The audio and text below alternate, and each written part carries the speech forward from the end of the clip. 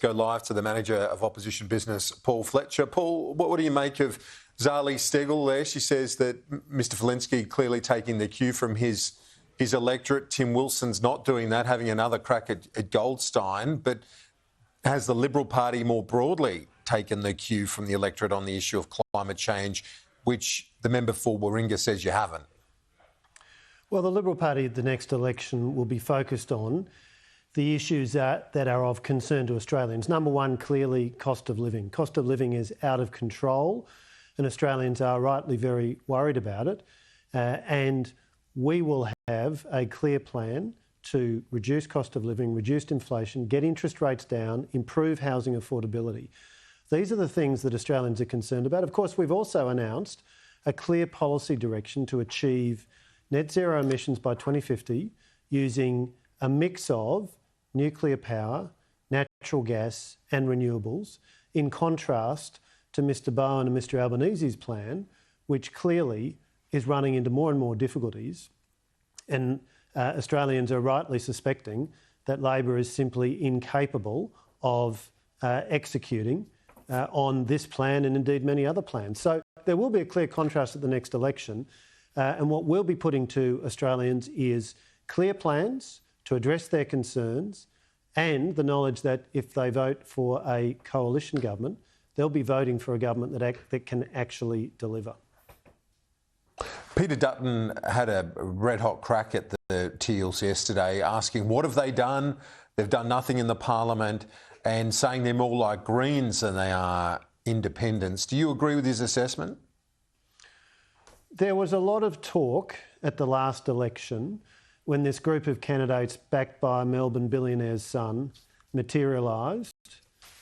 And I think Australians will rightly ask at the next election, well, what have they delivered compared to all of the rhetoric? But I think Australians might also ask themselves this.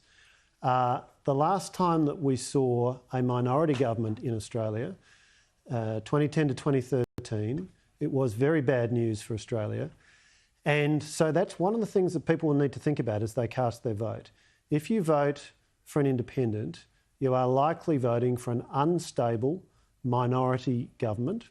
If you vote for your local Liberal or National candidate, you're voting for a candidate who will be part of a government with clear plans to get cost of living under control, to reduce interest rates, to make it therefore easier for people to pay their mortgage, and of course with a clear plan for affordable and reliable energy through a mix of renewables, natural gas and nuclear, and achieving Australia's net zero emissions target by 2050.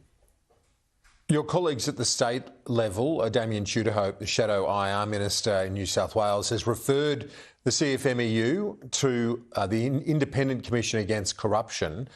Isn't that the right location or the right jurisdiction, I should say, to oversee and scrutinise some of the allegations made around that union, as opposed to that building watchdog federally, which many say didn't have the teeth necessary, whereas ICAC would?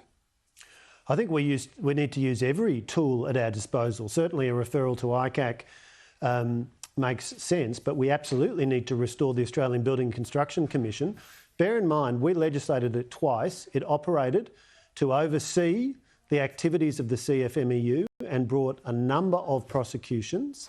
It's no coincidence that the first thing Labor did when they got into power was got rid of the Australian Building and Construction Commission, because Anthony Albanese, Tony Burke, the whole crew are dancing to the tunes of their union masters, and particularly the crooks and thugs of the CFMEU. Let's be clear, it is union officials, union bosses who determine the pre-selections of Labor parliamentarians. It is union bosses who provide the flow of donations, some $6 million from the CFMEU to Labor over the past few years. It is the union bosses who are making sure that Anthony Albanese right now is doing the absolute bare minimum he can do to be seen to be responding in some half-hearted way to the shocking revelations of criminality and thuggery that we are seeing around the CFMEU.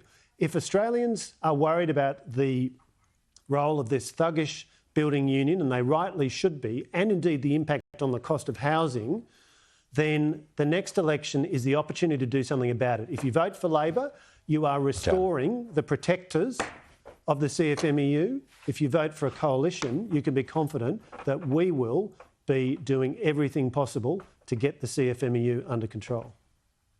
Paul Fletcher, thanks as always. Talk to you soon. Thank you.